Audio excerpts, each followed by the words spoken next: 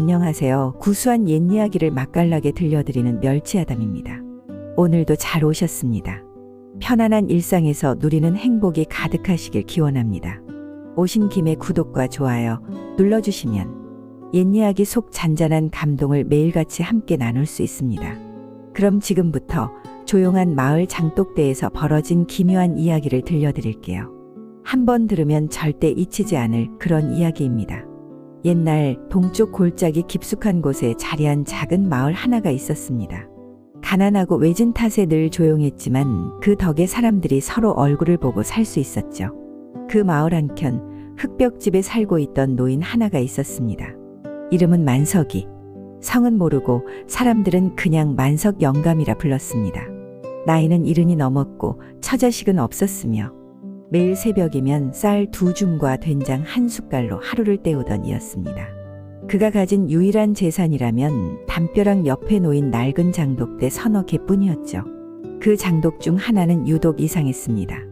겉은 깨끗했지만 손을 대면 희미하게 떨리는 것 같았고 안에 뭐가 들었는지는 아무리 열어보려 해도 열리지 않았습니다.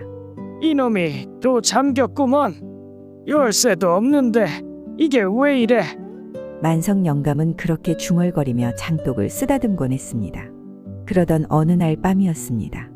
바람도 멈춘 고요한 밤, 마당에서 희미한 소리가 들려왔습니다. 이 추운 날 꺼내주세요. 꺼내만 주시면 소원을 하나 이루어드리겠습니다. 만석 영감은 흠칫 놀라 부엌문을 열었고 소리의 방향을 따라 마당으로 나왔습니다. 바로 열리지 않던 그 장독에서 사람 말처럼 또렷한 소리가 새어나오고 있었던 것입니다. 누구냐? 장난치는겨? 이 영감 놀리면 재수없다. 하지만 대답 대신 장독에서 희미한 푸른빛이 피어올랐습니다. 그리고 그 안에서 들리는 또렷한 목소리. 저는 사람이 아니에요. 여우의 혼이옵니다. 옛날 옛적 이 마을에서 죽임을 당하고 장독 속에 갇힌 지 올해로 꼭 100년째. 지금이라면 한 번만 저를 꺼내주실 수 있사옵니다. 만석 영감은 정신이 아찔해졌습니다. 꿈인가 싶어 손을 뺨에 대봤지만 차가운 밤 기운이 손끝을 때렸죠. 어르신의 자비에 보답하여 단 하나의 소원을 이루어드리겠습니다. 단 조건이 하나 있습니다. 만석은 본능적으로 물었습니다. 뭔 조건인데? 절대 장독을 다시 열지 마세요. 그 소원이 이루어진 후 다시 장독을 열면 모든 것이 무너질 겁니다. 만석은 머리를 극적이며 한참을 망설였습니다. 그럼 내 소원은 올겨울 배 골치 않는 거다. 쌀안 가만히만 있으면 좋겠어.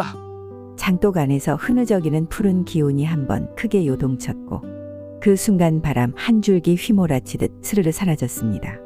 다음 날 아침 만석 영감은 꿈인지 현실인지 헷갈리는 눈으로 마당을 나섰고 눈앞에 놓인 것을 보고 입을 다물지 못했습니다.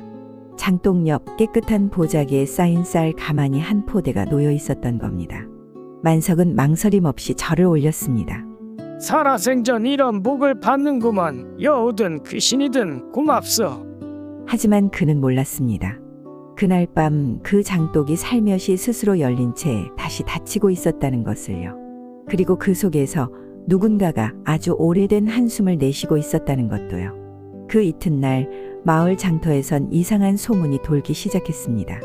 만석 영감네 마당에 웬 쌀가마니가 생겼대. 그 영감 며칠 전까진 나락도 없어 산죽 끓였다며? 처음엔 아무도 믿지 않았습니다. 하지만 그날 오후 장에 나온 만석 영감이 손에 1,000원어치나 되는 고기며 나무를 사고 돌아가는 걸 보고 사람들은 웅성거리기 시작했습니다. 벼락 맞을 일이라더니 저 영감이 먼저 맞았나벼. 진짜 돈벼락이라도 맞은 거 아니여? 마을 어귀 느티나무 아래서 소곤소곤 대던 그들의 이야기 중 가장 귀를 세우고 듣고 있던 이는 다름 아닌 이장댁 맏며느리 방씨 아지매였습니다. 방씨는 어릴 적부터 귀신이고 부적이고 잘 믿는 성정이라 누가 한마디라도 이상한 말을 하면 도깨비풀 붙듯 상상력을 곱절로 키우는 사람이었죠. 그날 밤 방씨 아지매는 남편 몰래 만석 영감네 뒷담을 살그머니 넘겨보았습니다. 그러자 그 장독이 분명 그 장독 하나만이 희미한 푸른 빛을 뿜으며 살짝 열렸다가 닫히는 장면을 본 것 같았던 겁니다. 아이고 세상에, 저게 말로만 듣던 귀신 장도가 아니여. 틀림없어. 다음 날부터 마을엔 장독 귀신 이야기가 퍼지기 시작했습니다. 만성영감네 장독에서 빛이 났다더라. 밤에 귀신 목소리가 나왔다는 사람도 있다지 뭐냐. 그 영감 여우한테 홀렸대. 처음엔 웃고 넘기던 이야기였지만 이상하게도 만성 영감네 마당엔 그날 이후로도 이상한 것들이 하나씩 늘어나기 시작했습니다. 헌소치 새소트로 바뀌어 있고 다 찢어진 삿자리가 말끔한 돗자리로 바뀌어 있는 겁니다.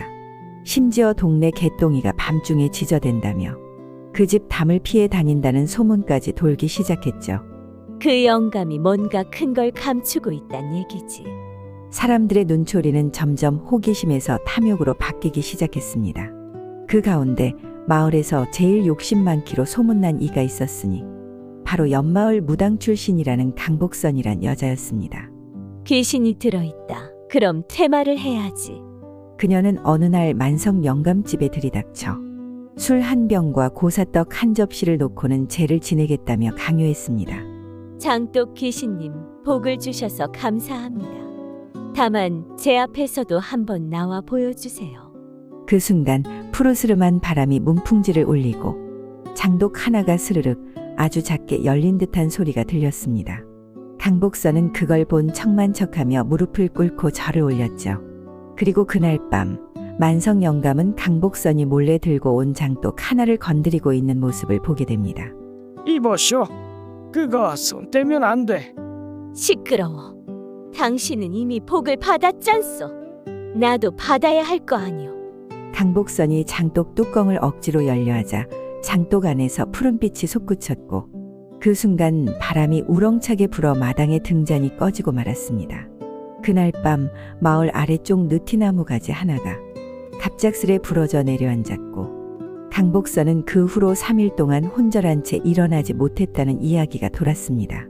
사람들은 두려움과 궁금증 속에서 수군댔습니다. 그 장독 대체 뭐가 들었대? 만성 영감, 분명 뭔가 숨기고 있어. 그게 뭔지 궁금하지 않아요? 그때부터였습니다. 누군가가 몰래 밤마다 만성 영감네 장독을 훔쳐보러 오는 이들이 생긴 것도요. 그날 밤 만성 영감은 잠을 이루지 못했습니다.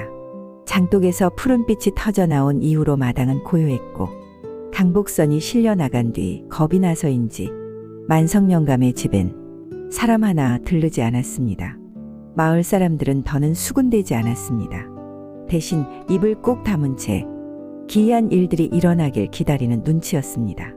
그러던 사흘 뒤 이상한 꿈 하나가 만석 영감을 찾아왔습니다. 꿈속에서 그는 어린 시절 장독대 앞에 앉아 있었고 그 앞에 흰 비단옷을 입은 여인이 앉아 있었습니다. 피부는 눈처럼 하얗고 눈빛은 슬프고도 깊었습니다. 이곳에 오래 있었어요. 이제 저도 나가고 싶어요. 그 여인은 분명히 여우의 모습은 아니었지만 그의 목소리, 그 온기는 예전에 장독 속에서 들리던 그것과 같았죠. 만석 영감은 잠에서 깨어 숨을 고르며 마당을 바라보았습니다. 그 순간 장독 하나가 스르르 아주 천천히 열리는 소리가 들렸습니다. 빛도 연기도 없었습니다. 대신 작은 발자국 소리 하나. 그는 조심스레 문을 열었습니다.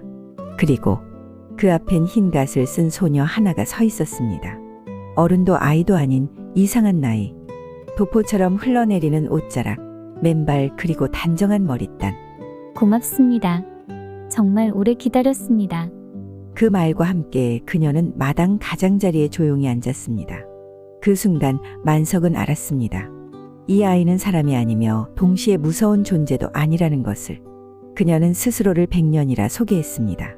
100년 전 마을에서 억울하게 죽임을 당한 여우로 장독 속에 봉인된 채 수많은 사람들의 비밀과 욕망을 들어왔다 했습니다. 처음엔 복을 원하던 자들이었지만 나중엔 모두 같은 소리를 하더군요. 더 많이 원한다고요. 하지만 영감은 단 한 번 한 줌의 쌀만을 원하셨습니다. 그래서 나왔습니다. 이제 단 하나 진짜 소원을 들어드릴 수 있습니다. 만석은 머리를 극적이며 웃었습니다. 나는 그때도 그랬고 지금도 그냥 하루 두 끼만 배부르면 그걸로 족하오.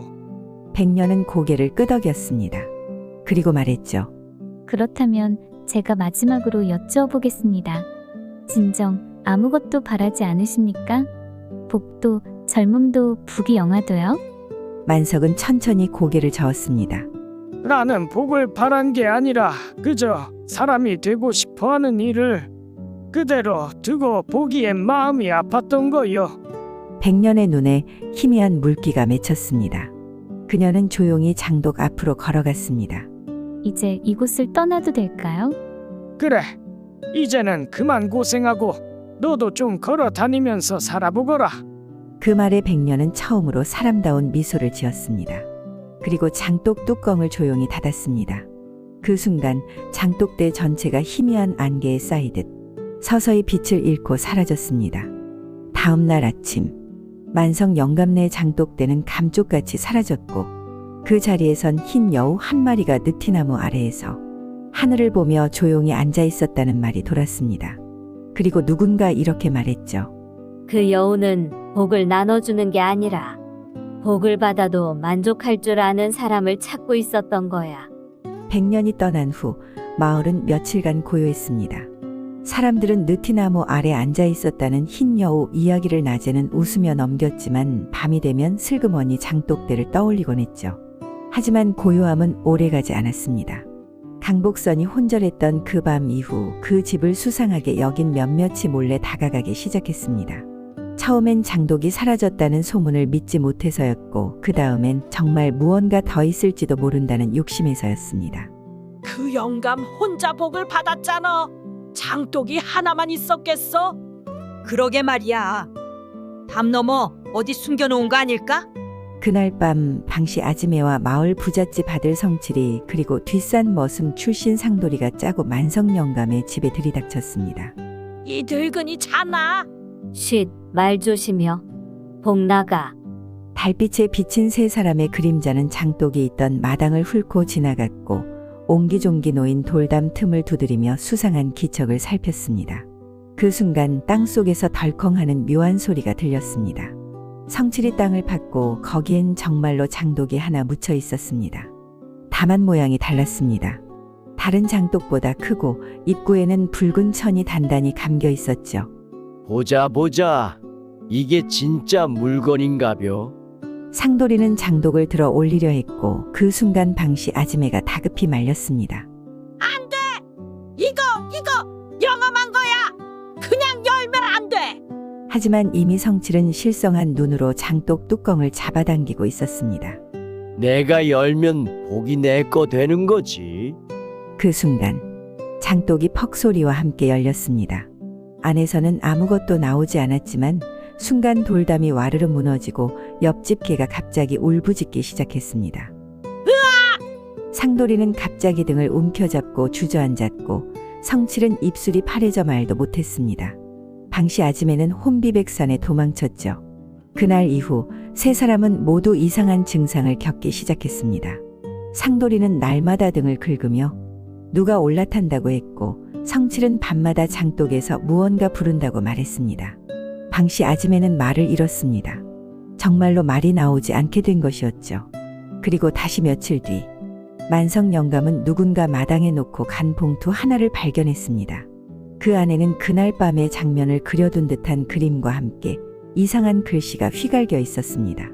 복은 감사하며 나누는 자에게 가고 탐한 자는 돌이 되리라. 그 글씨체는 분명 100년의 것이 아니었습니다. 더 오래되고 더 서늘한 무언가의 손길이 느껴지는 필체였죠. 그날 밤 이후 마을에선 아무도 장독 이야기를 입에 올리지 않았습니다.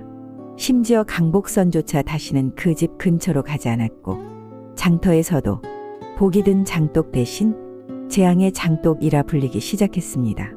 그리고 다시 느티나무 아래 흰 여우가 아닌 회색빛 눈을 가진 작은 여우 한 마리가 사람들을 지켜보고 있었다는 소문이 돌기 시작했죠.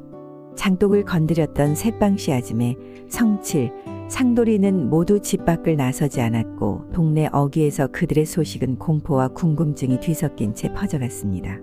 방씨 아지매가 아직도 말 못한대. 성칠이네 담벼락에 장독이 그려져 있더래. 그것도 밤마다 바뀌는 그림으로 말이야. 상도리는 등에 부적을 붙였는데도 밤마다 뒤로 넘어간다더라. 사람들은 그들을 찾아가 보길 거렸습니다. 누가 괜히 가까이 갔다가 여우한테 홀리는 거 아니냐며 서로 떠넘기기 바빴죠.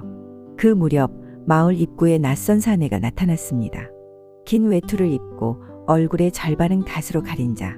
사람들은 그를 외지손이라 불렀고 그는 낮엔 조용히 주막에서 국밥을 먹고 밤이면 무언가를 쓰듯 장부를 펼쳐 마을 곳곳을 돌아다녔습니다. 그러던 어느 날 밤 외지손은 만석 영감의 대문 앞에서 멈춰섰습니다. 장독을 꺼낸 자들이 소원을 이루지 못한 이유를 당신은 아십니까? 만석은 이 낯선 자의 눈빛에서 무언가 비범한 기운을 느꼈습니다. 그들이 바란 건 복이 아니라 지름길이었소. 대가 없는 욕심은 허상일 뿐이지요. 외지손은 고개를 끄덕였습니다. 그리고 품에서 작은 쪽지를 꺼내 영감에게 건넸죠. 소원을 이루려면 먼저 사람이 되어야 하오. 100년이 떠나기 전 만석에게 했던 말과 정확히 같았습니다. 다음 날 마을에 작은 사건이 벌어졌습니다. 방씨 아지매의 집 담벼락에서 누군가 긁어쓴 듯한 문장이 발견된 것입니다. 돌이 되리라 했건을 왜 귀를 막았는가. 그날 밤 마을 뒷산에서 한 아이가 울며 뛰어내려왔습니다.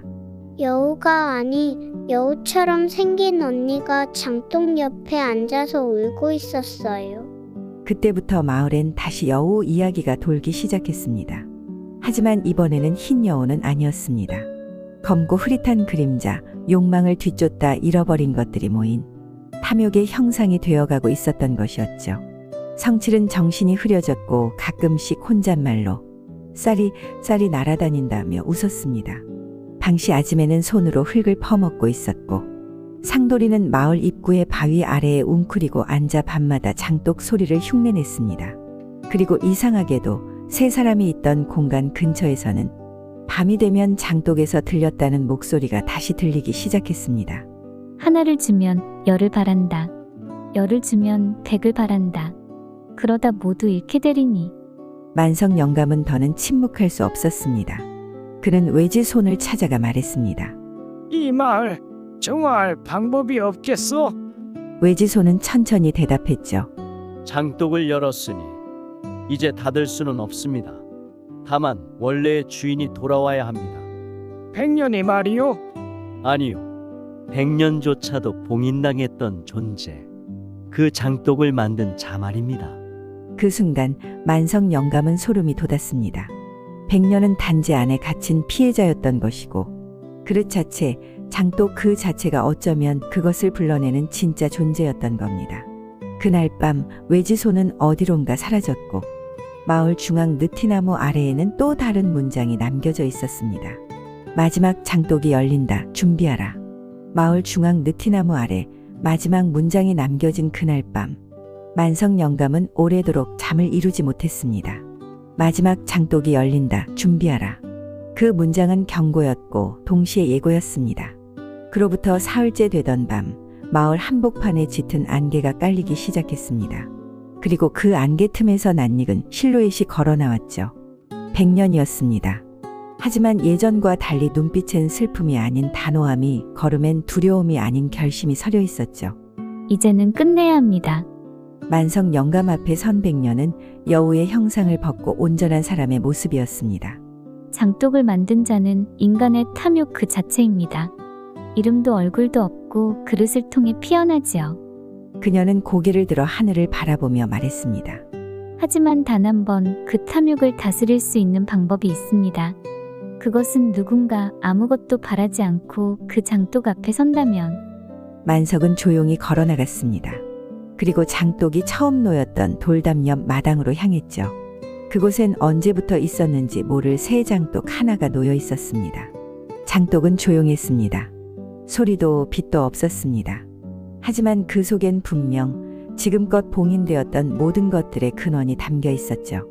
만석은 장독 앞에 무릎을 꿇었습니다. 그리고 조용히 말했습니다. 나는 아무것도 바라지 않소. 다만 이 마을이 다시 평온했으면 좋겠어. 그 순간 장독 뚜껑이 스스로 열리며 한 줄기 연기가 하늘로 솟았습니다. 그리고 그 안에서 어렴풋한 얼굴들이 떠올랐다가 사라졌습니다.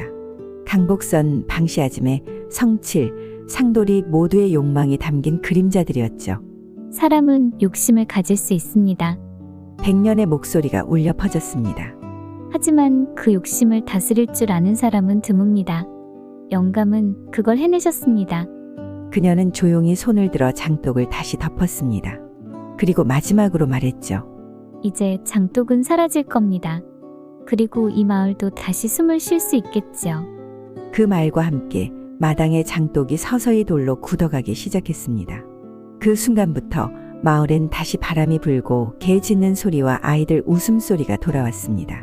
성칠은 제 정신을 되찾았고 방시 아지매는 말은 하지 못했지만 이젠 고요히 웃을 수 있었고 상돌이는 부적을 떼고 새벽마다 물동이를 나르기 시작했죠. 그리고 백년은 마지막 인사를 남기며 말했습니다. 복이란 장독 속에 있는 게 아닙니다. 복을 받을 준비가 되어 있는 사람의 마음에 찾아오는 것이지요. 그렇게 그녀는 장독과 함께 안개 속으로 사라졌습니다. 하지만 누군가 그 마을을 다시 찾으면 느티나무 아래엔 작은 글귀 하나가 적혀 있다죠. 복은 내가 가진 것에 감사하는 마음, 자족할 줄 아는 마음에서 찾아온다. 그리고 여기까지 긴 이야기 끝까지 함께 해주셔서 고맙습니다. 복이 여러분 마음속에도 조용히 머물기를 바라며 언제든 다시 찾아와 주세요. 다음에도 또 맛깔난 이야기 한 그릇 따뜻하게 데워두겠습니다.